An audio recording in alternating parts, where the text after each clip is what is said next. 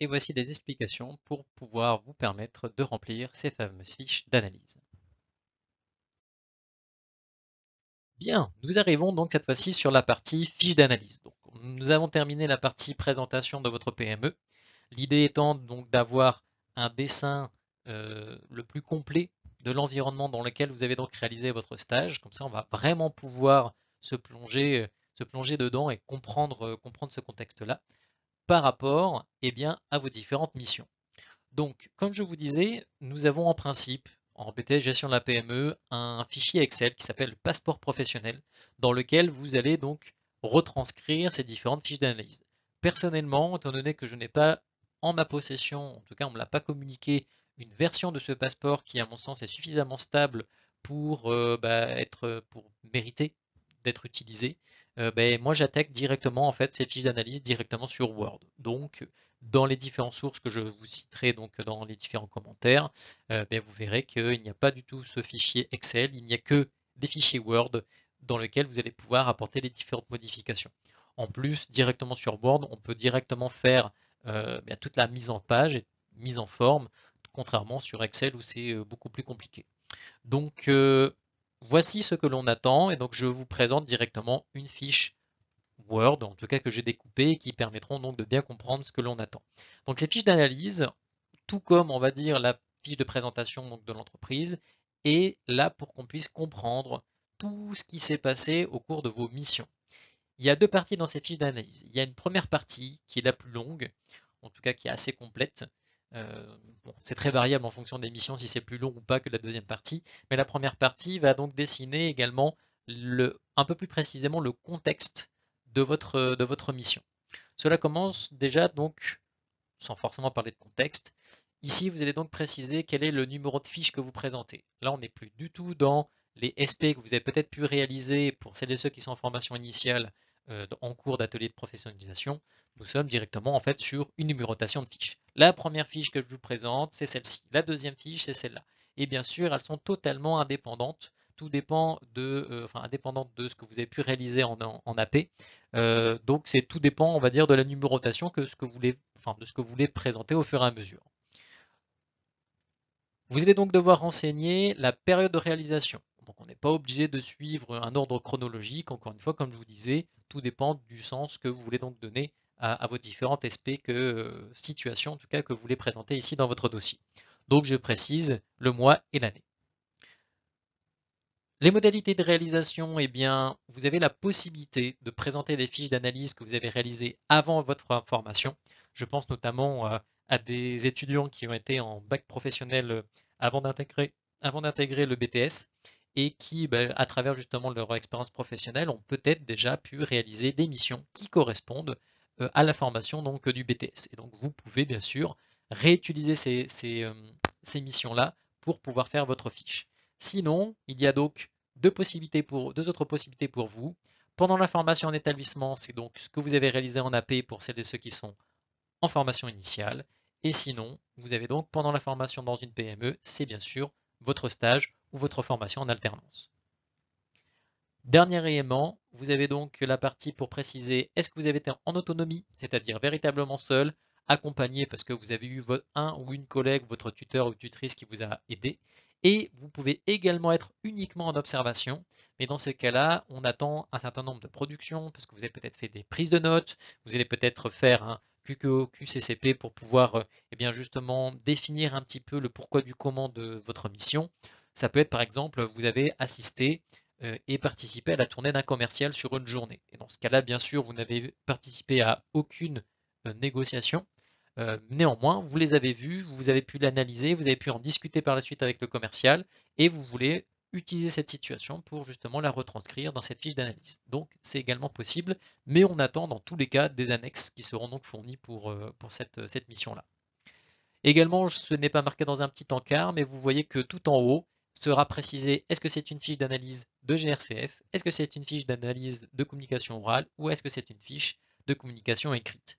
Je tiens à préciser que les petites cases cochées ou pas cochées sont donc des symboles que vous pouvez intégrer dans Word, donc dans l'onglet qui s'appelle Insertion, et tout à droite vous avez Symboles, et vous pouvez trouver justement dans Webdings c'est vraiment les dernières polices d'écriture. Vous allez pouvoir trouver justement ces cases cochées ou pas cochées. Sinon, vous avez tout simplement à faire un copier-coller des cases vides ou pas vides en fonction de là où vous voulez les placer ici. Je continue donc juste après.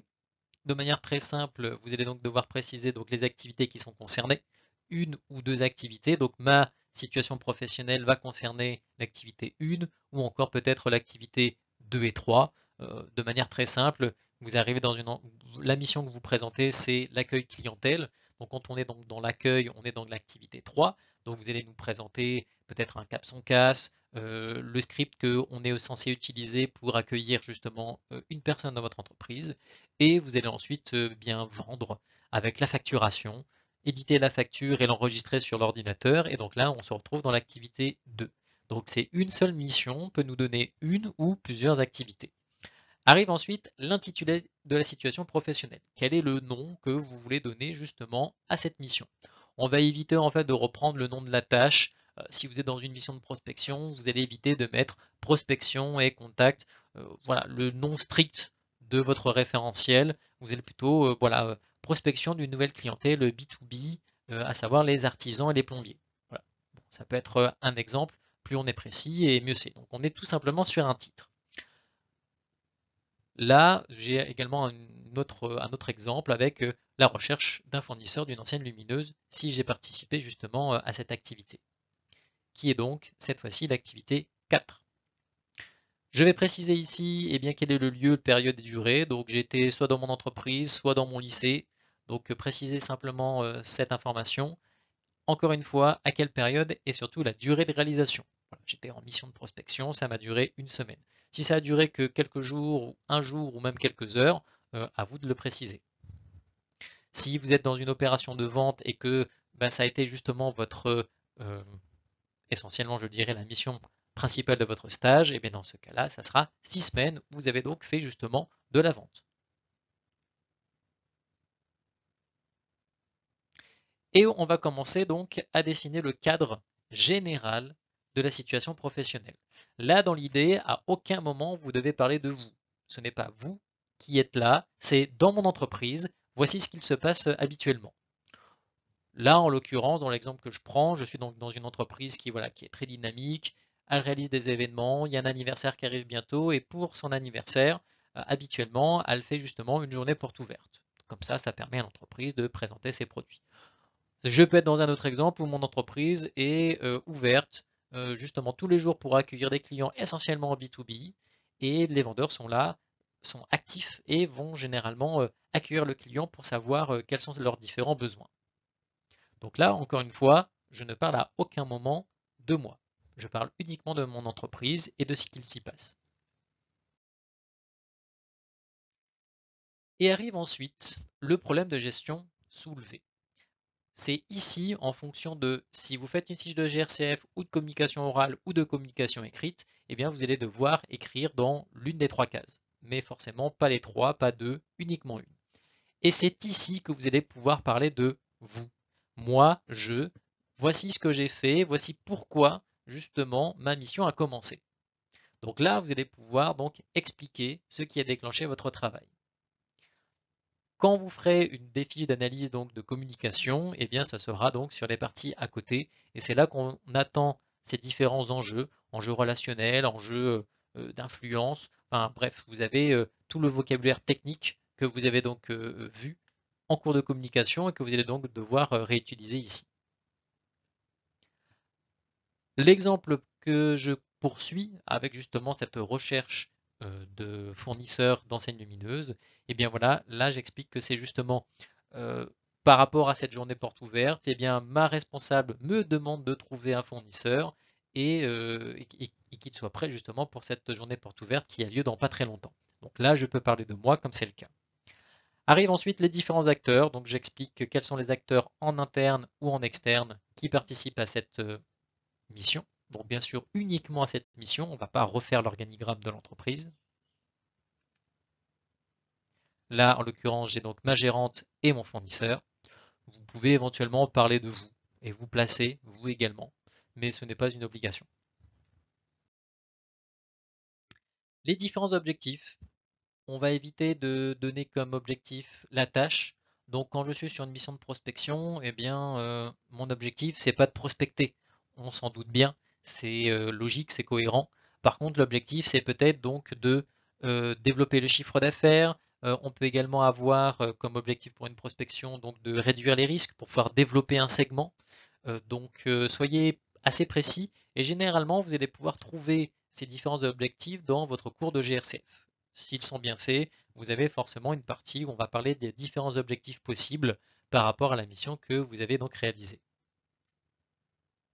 Là, en l'occurrence, c'est vrai que pour la recherche de fournisseurs, c'est peut-être l'exception où effectivement mon objectif c'est de trouver un fournisseur qui répond, donc là je vais être un petit peu plus précis, qui répond justement à mes contraintes budgétaires et de temps parce que justement j'en ai. Les conditions de réalisation, on vous demande votre environnement numérique. Uniquement le réseau, le matériel. Les solutions logicielles, eh bien vous allez avoir une partie spécifique qui sera un petit peu plus tard. Donc là, en partie réseau, généralement c'est soit l'internet, soit l'intranet. Le matériel, vous précisez justement si vous avez eu à utiliser un PC, une tablette, la caisse enregistreuse numérique, bref, tout élément qui vous ont donc aidé à cette mission. Et nous avons également une partie contraintes, si vous avez eu des contraintes ou pas. Si vous n'en avez pas, vous mettez ensemble vide, que vous trouvez donc dans les différents symboles à insérer. Et sinon, voici donc les différentes contraintes que vous pouvez trouver. Une contrainte temporelle, c'est-à-dire qu'on vous a demandé de faire cette mission dans un certain temps. Voilà, pendant une semaine, j'ai fait de la prospection.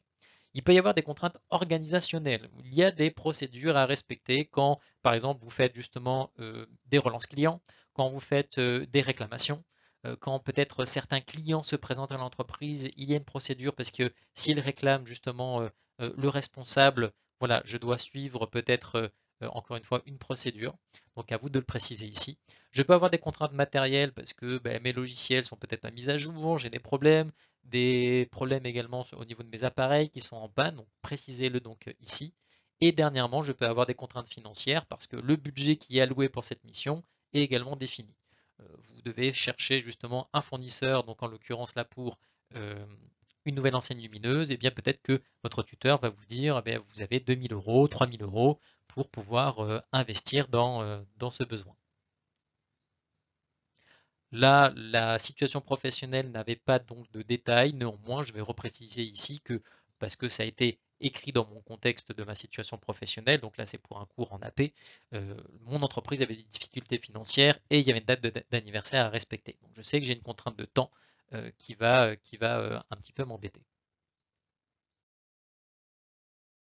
Nous arrivons à la fin donc de la présentation du contexte global. Comme vous constatez, vous n'êtes toujours pas en train d'expliquer comment vous avez réalisé vos différentes missions. Et donc, vous avez ici trois rubriques qui sont vraiment capitales pour permettre au jury de clairement comprendre comment vous avez réalisé votre mission. Dans un premier temps, vous allez donc ici avoir ce qu'on appelle les ressources à disposition. Toutes les annexes utilisées, c'est-à-dire tous les éléments que votre tuteur, votre entreprise vous ont donc donnés, fournis pour que vous puissiez mener à bien votre mission. On peut vous donner des courriels, on peut vous donner une ancienne base de données, il y a des informations, des documents qui peuvent être déjà préparés. Généralement, un devis sera donc déjà préparé pour pouvoir donc vous aider dans votre mission. Et c'est donc des annexes qui seront numérotées avec la logique suivante. Alors il y a plusieurs logiques, moi je vous présente la mienne que j'apprécie beaucoup parce qu'elle permet justement de mettre un peu d'ordre dans toutes les annexes que vous pourriez donc avoir dans votre dossier E4. Il y a deux numéros dans cette numérotation. Le tout premier numéro concerne le numéro de la fiche. Vous vous souvenez qu'au tout début de la fiche d'analyse, vous devez préciser si c'est la fiche SP1, SP2, SP3. Donc c'est ici que vous allez donc pouvoir rattacher ce premier numéro pour dire que annexe 1 eh bien ça correspond donc à ma fiche SP1. Si je suis sur la SP2, eh bien ce sera donc l'annexe 2 quelque chose. Et ensuite, on a la suite logique justement de la numérotation. 1-1, 1-2, 1-3, 1-4. Si je suis sur des annexes donc, de ma fiche SP2, ça sera donc 2-1, 2-2, 2-3, etc. Suivi bien sûr d'un titre. J'ai notre rubrique ici qui va donc donner la liste des logiciels utilisés avec les fonctionnalités mobilisées. Word, le tableur, PowerPoint, Canva, Google Drive, le PGI bien sûr. Et donc en termes de fonctionnalités, ne mettez que des fonctionnalités qui sont bien sûr un minimum intéressantes. Le simple fait de dire que vous avez mis de la couleur, du gras ou de l'alignement justifié n'est pas très intéressant. Par contre, à partir du moment que vous avez utilisé le mode formulaire, le polypostage, toutes les fonctions sur le tableur ou en tout cas une partie du processus sur le PGI, et bien là, vous allez tout pouvoir donc les intégrer. Et nous avons d'autres annexes qui là sont toutes les annexes que vous avez donc créées, tout ce que vous avez donc produit au cours de votre mission. Et là encore une fois, j'ai donc la suite logique de ma numérotation, je suis toujours sur l'annexe 1- quelque chose, mais tout va dépendre après sur eh bien, où est-ce que j'étais, donc annexe 1-1, 1-2, 1-3, 1-4, là comme vous le constatez, eh bien, cela se suit. Toutes ces annexes vont appartenir à une seule et même fiche, et je sais donc simplement avec le premier numéro que ça se rattache justement à la fiche numéro 1. Et ensuite, ça se suit. Alors, je tiens à préciser qu'il est possible que vous n'ayez aucune ressource à disposition parce que tout simplement, il n'y avait absolument rien, en tout cas dans cette mission. Par contre, une fiche arrive nécessairement avec des productions réalisées, sinon votre mission n'est pas très intéressante. Dans tous les cas, voilà, vous allez créer une facture, vous allez créer un bon de commande. Alors même s'il existait déjà, à partir du moment que ça reste une création, c'est dans cette partie-là que vous allez pouvoir mettre les différents documents commerciaux que vous avez donc pu créer. D'accord? Et donc, je vais avoir dans ces ressources et ces productions donc ma liste des annexes. Et donc deux informations supplémentaires par rapport justement à ces annexes. C'est que vous devez penser au cours de votre stage à faire des photocopies, à faire des captures d'écran, surtout quand vous utilisez un logiciel qui est inconnu, ou en tout cas qui est propre à l'entreprise, de sorte à ce que vous ayez justement des annexes à montrer dans votre dossier. Plus vous allez avoir d'annexes, plus on va pouvoir se projeter, visualiser et comprendre ce que vous avez fait. Si vous n'avez pas d'annexes, ça va être compliqué de comprendre et on va même commencer à remettre en doute le fait que vous avez réellement réalisé cette mission-là. Dernier élément, sur un aspect de confidentialité, vous devez poser la question à l'entreprise, est-ce que je peux sortir ces informations de l'entreprise? Si c'est oui, c'est OK. Si c'est non, demandez-leur exactement bien quelles sont les informations qu'ils jugent sensibles et que vous pouvez tout simplement je dirais cacher avec un cadre blanc sur Point ou si vous devez faire une photocopie, à vous de voir en mettant du blanc ou en découpant des carrés blancs.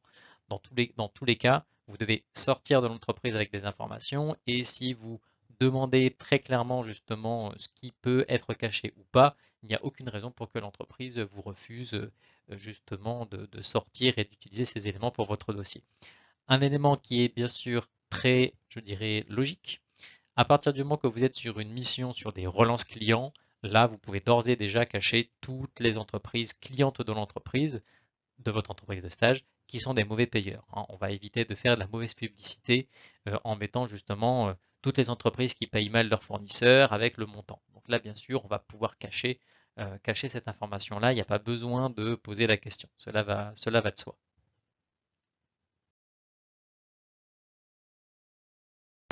Et vous pouvez également préciser ici tout ce qui est lié à votre cours de communication. Donc s'il y a des écrits ou des oraux professionnels qui sont donc, je dirais, utilisés dans cette situation professionnelle, vous pouvez préciser que vous avez réalisé donc une note d'information, un rapport, un email, c'est une réunion qu'il y a eu, un entretien individuel. Voilà, vous pouvez donc vous reporter à ce cours pour pouvoir noter si il y en a des écrits ou des zéros professionnels.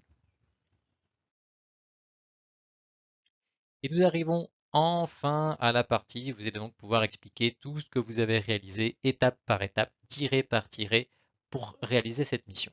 Alors là, moi ce que je vous conseille, c'est éviter donc de faire des grands pavés, des grands textes, longs paragraphes où vous expliquez moi je, moi je, moi je. Là, dans l'idée, moi je vous recommande de faire ça sous la forme comme si c'était une procédure. Donc, une personne extérieure, en lisant justement votre analyse, devrait pouvoir tout simplement refaire en fait votre mission comme si c'était vous et comme si elle n'avait jamais vu l'entreprise auparavant. Elle va avoir toutes les informations, toutes les étapes et également à quel moment vous avez utilisé ou créé les annexes que vous avez donc mentionnées préalablement, juste au-dessus. Donc ici, il va y avoir l'enchaînement du travail que vous avez mené avec par moment des analyses, des commentaires ou des conclusions. Là, il n'y a rien d'obligatoire, tout dépend, je dirais, de la logique qu'il peut y avoir entre deux étapes et d'explications supplémentaires pour expliquer le passage d'une étape 1 à une étape 2. Je précise que votre jury ne connaît pas votre entreprise. C'est-à-dire que si par exemple vous devez donner une mission, ou en tout cas un élément de votre étape, qui serait réalisation d'une facture, eh bien vous devez expliquer comment ça se passe, la réalisation d'une facture, dans votre entreprise. Parce que poser la question autour de vous, de vos différents camarades, eh bien la facture ne se passera pas du tout de la même manière dans une entreprise ou dans une autre.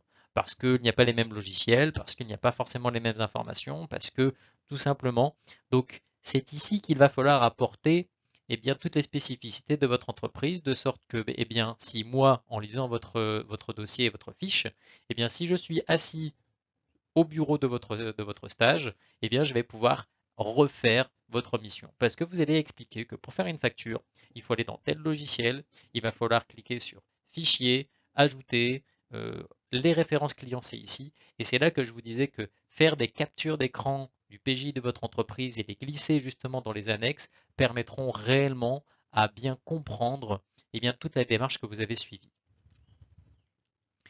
Par exemple, si je reste dans mon exemple de recherche de fournisseur, eh bien ma toute première étape, c'est de faire cette recherche. J'ai utilisé donc le moteur de recherche Google avec tel mot-clé. J'ai ensuite réalisé sur Excel une base de données donc fournisseur. Et ici, je pourrais même préciser annexe 1-1.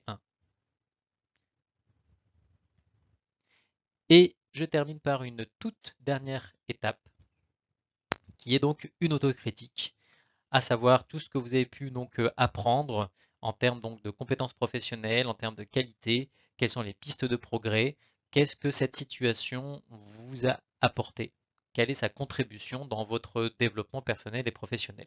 Donc là, on attend quelques lignes pour expliquer un petit peu eh bien, ce que justement ça vous a apporté. Je reviens juste sur un élément assez important sur lequel j'ai peut-être pas suffisamment insisté, c'est que dans justement votre analyse de la situation, eh bien, vous devez préciser entre parenthèses les différentes annexes, que ce soit les annexes utilisées ou que ce soit les annexes produites.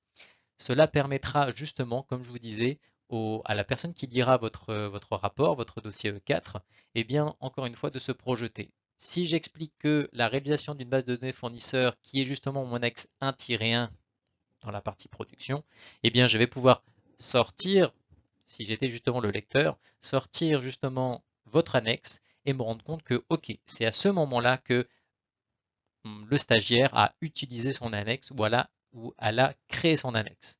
Et ainsi de suite. On va pouvoir en fait vraiment suivre tout votre parcours avec les différentes annexes en main, votre cheminement pour réaliser votre mission. Et donc là, si on a toutes ces informations-là qui sont clairement précisées donc dans cette étape, dans cette analyse, eh bien vous avez donc tout bon et c'est donc tout simplement parfait. Nous venons de voir donc comment réaliser donc des fiches d'analyse. Et donc pour formaliser à nouveau ce que nous attendons dans le dossier E4, voici les attendus. À savoir, nous voulons 2 fiches minimum d'analyse donc de SP vécues en stage.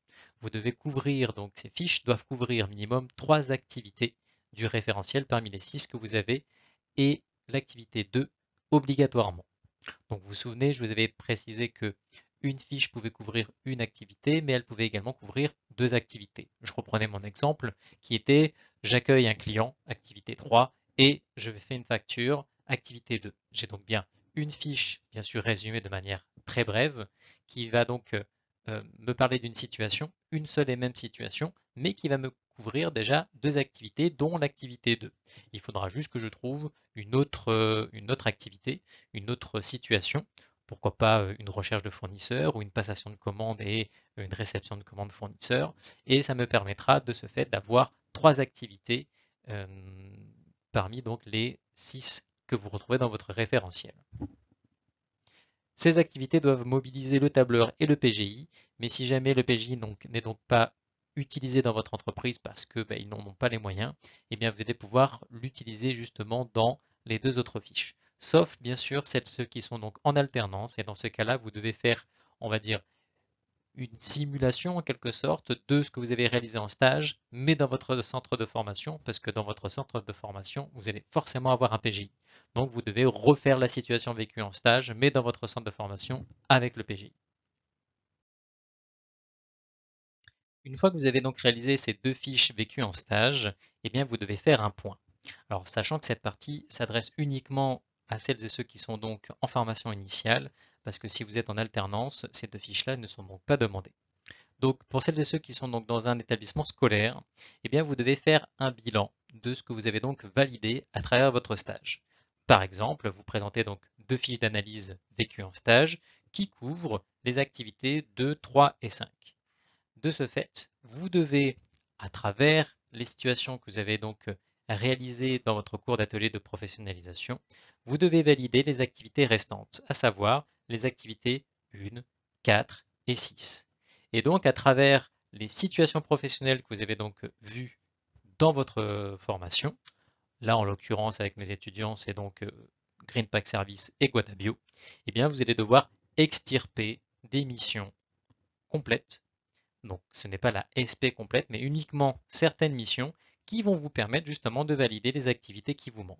Donc là, comme je vous disais, l'activité 1, eh bien, je vais regarder la prospection que j'ai donc réalisée dans Greenpack Service. L'activité 4, c'est donc la recherche de fournisseurs, l'exemple que j'ai donc justement donné dans la présentation des fiches d'analyse. Et donc à nouveau, vous devez faire deux fiches minimum d'analyse qui vont vous permettre de couvrir ces activités restantes. L'objectif étant que avec ces deux fiches minimum de SP vécu en stage et ces deux fiches minimum réalisées donc en cours d'atelier de professionnalisation, eh bien, vous ayez validé l'ensemble des 6 activités.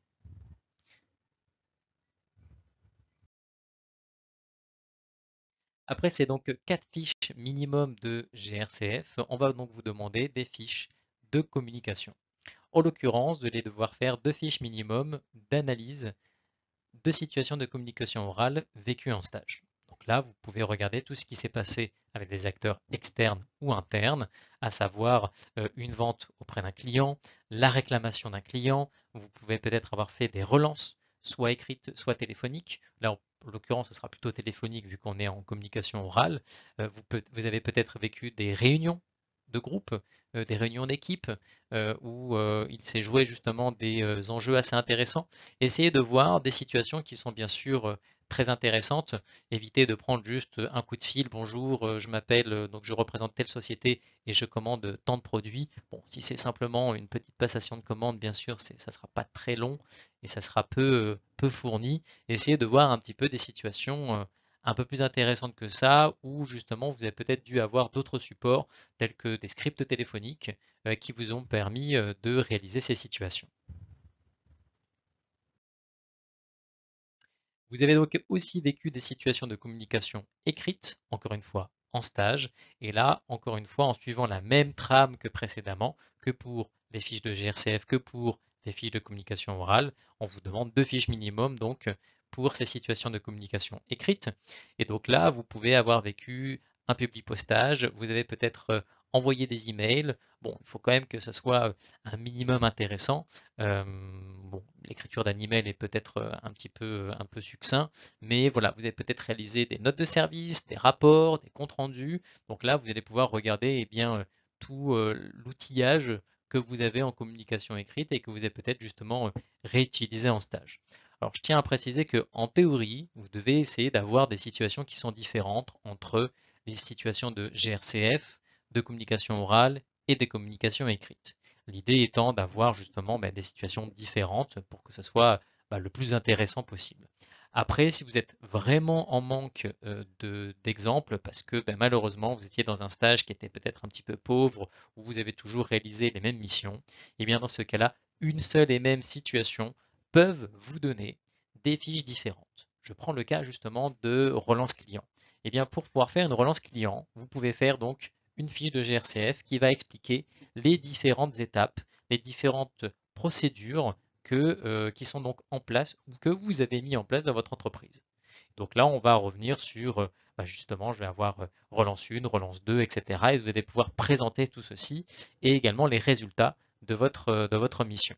Et donc, de cette même situation, eh bien, vous allez pouvoir faire une fiche de situation de communication orale pour expliquer peut-être précisément parce que vous avez fait plusieurs relances, mais là il y a une relance peut-être un petit peu plus intéressante parce que c'était un petit peu plus combatif, eh bien vous allez pouvoir utiliser cette situation pour faire une fiche de situation de communication orale et toujours avec cette même situation donc de relance client, eh bien vous avez peut-être réalisé un publi-postage, vous avez peut-être fait jusqu'à une lettre de mise en demeure, vous avez peut-être fait un compte-rendu à votre tuteur pour pouvoir justement lui dire, écoutez, suite à ces 2 jours, ces 3 jours de relance, voici mes résultats. Donc voilà, j'ai bien une seule et même situation réellement vécue en entreprise qui vous ont donné 3 fiches différentes.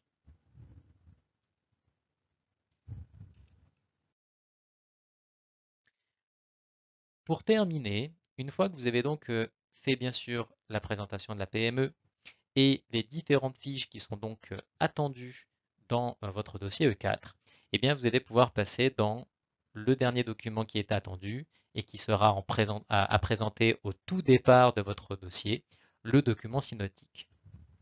Alors je tiens à préciser que ce document synoptique, en théorie, on vous a donc donné un fichier Excel à remplir et qui vous permet donc de générer ce document synoptique automatiquement par rapport aux fiches que vous avez donc renseignées dans ce fichier Excel. Mais moi, comme je vous disais, comme je n'ai pas eu de fichier Excel suffisamment stable et que c'était plus compliqué que ça me facilitait justement la tâche, eh bien ce document synoptique, je l'ai extrait et j'en ai donc directement fait un tableau Word. Voici à quoi ressemble donc le document synoptique une fois que vous l'avez généré ou tout simplement en l'ayant sur Word, donc avec ma version. Vous avez donc, je vais utiliser le petit stylet pour vous montrer.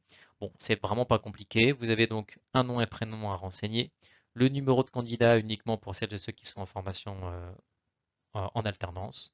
Vous renseignez le nom de vos enseignants qui devront signer justement quand vous allez leur remettre votre dossier E4, quand ils vont faire la première partie pour ceux qui sont en formation initiale, les 14 points. Voilà, c'est à ce moment-là qu'on va pouvoir donc signer pour dire effectivement, j'atteste que. Eh bien, là, vous allez justement avoir, comme vous pouvez constater, donc je ne vous ai pas mis le tableau en entier, mais je retrouve toutes les activités, activité 1, activité 2, donc jusqu'à l'activité 6 de GRCF.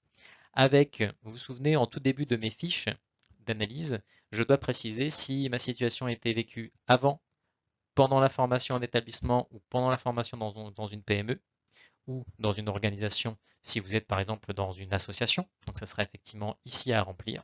Et je retrouve pour chaque activité eh bien, mes différentes tâches. Et donc là, vous devez, par rapport bien sûr à vos différentes fiches, donc nous sommes d'accord que ça va être fiche SP1, SP2, SP3, SP4.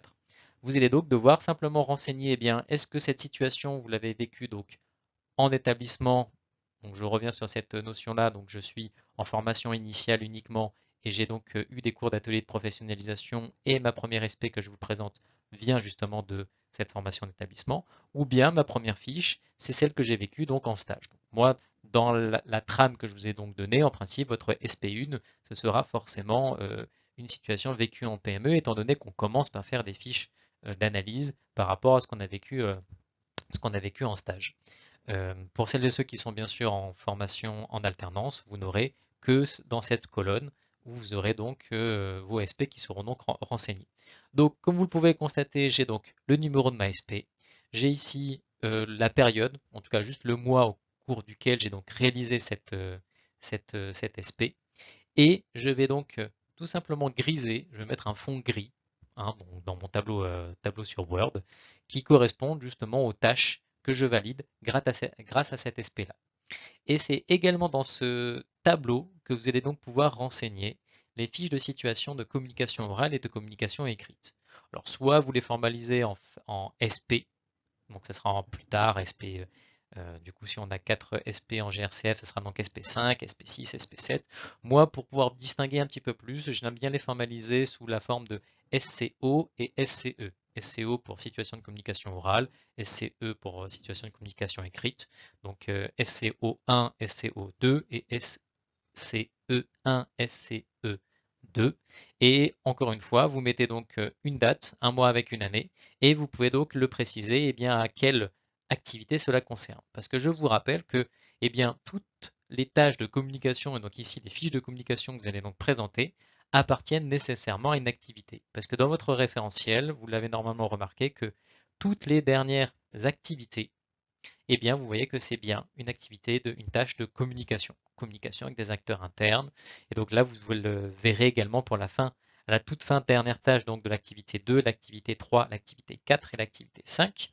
Pas pour l'activité 6, mais en tout cas pour ces 5 premières activités, la dernière tâche est une tâche de communication. Donc que ce soit une SCE ou SCO que vous présentez et que vous formalisez dans ce passeport professionnel, eh bien vous allez pouvoir justement griser justement à quelle tâche cela correspond. Voilà, et donc l'idée étant d'avoir, surtout pour celles et ceux qui sont en formation initiale, d'avoir des tâches qui sont validées. Alors peut-être pas toutes les tâches de votre référentiel, mais vous devez au moins en avoir une dans chaque activité. Voilà, je pense avoir fait le tour justement de la présentation de tout ce qu'on entend dans ce dossier. Il y avait également donc les bases de données et toutes les annexes, mais tout ceci, bon, je vous ai déjà expliqué et ça fait partie donc de vos fiches d'analyse. Et donc, je pense que j'ai fait le tour. Bon courage à vous et surtout, encore bon courage. C'est tout ce que j'ai à dire. Merci pour votre écoute.